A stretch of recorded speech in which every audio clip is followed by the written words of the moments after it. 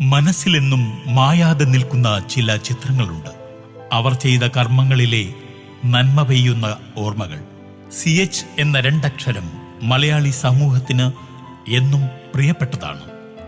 ജനങ്ങളുടെ തോരാത്ത കണ്ണീരൊപ്പൻ അക്ഷീണം പ്രയത്നിച്ച മനുഷ്യസ്നേഹി CH മുഹമ്മദ് കോയ.